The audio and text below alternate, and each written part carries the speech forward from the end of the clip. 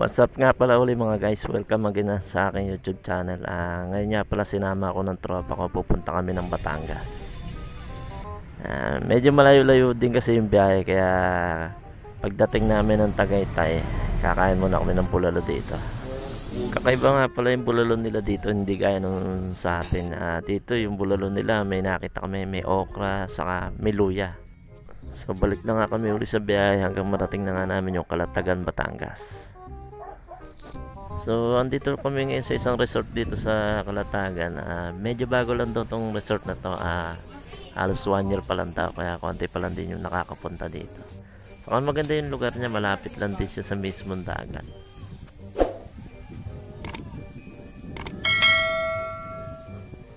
So ngayon naman magluluto naman kami ng kakainin namin ngayon. Merong puset, tahong, tulingan. Saka meron din dito ngayon hipon, sarap niyan. A few moments later. Siyempre yan, yari na kami magluto, kaya umumpisa na namin habang maaga pa. Baka makakanapa ng tagapantokin eh. Yan, siyempre unahin natin yung niluto ko na butter garlic shrimp.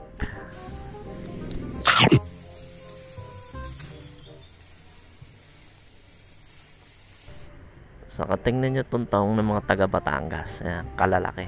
Tapos malasa pa. Siyempre magkakasarapan ng inuman. Kailangan matulog din at gagala pa bukas.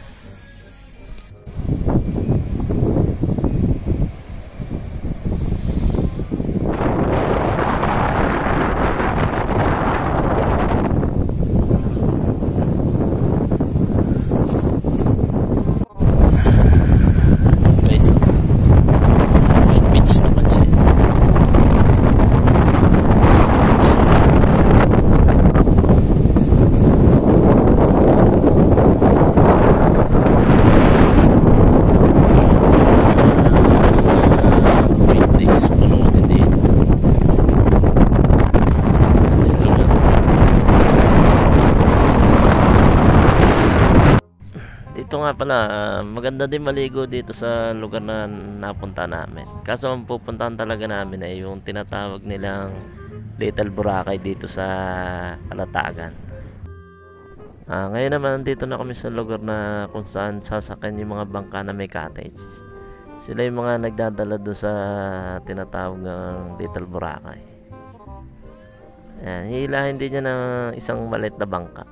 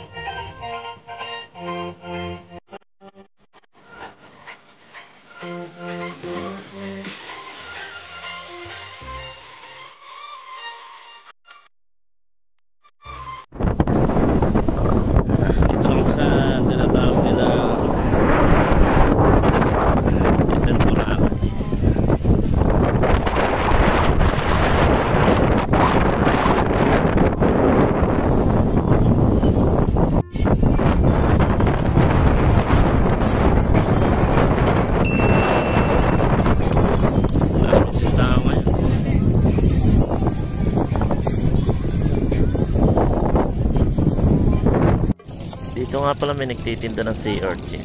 Siyempre, curious din kami dito sa lasa nito, kaya tinaray din namin tikman. Alaga na po.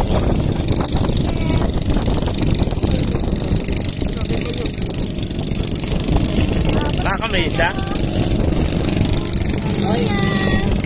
Aya, baka patusok ako. Hindi naman maaari. Ito po yan.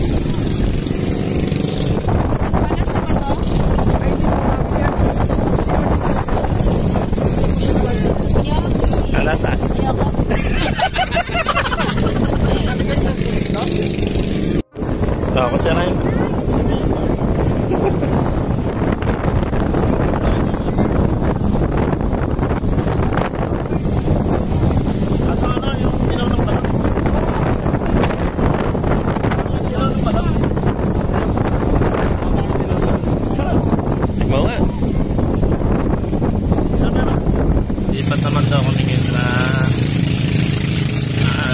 sa may snorkeling area. Doon nga pala sa snorkeling area, nag-try din akong sumisid. Sobrang lalim din ng bato. Pero syempre maalat yung tubig, kaya mahirap din ang nakadilat ng matagal. Hira niya naman dito, makikita yung isda sa sobrang linaw ng tubig. Sa mababaw na lugar nga pala, merong mga starfish. Pwede magpa-picture lang, pero bawal daw kuhanin yan, bawal iuwi. Kumbaga, pa-picture lang. Kiting ka dyan. Hello, Mac!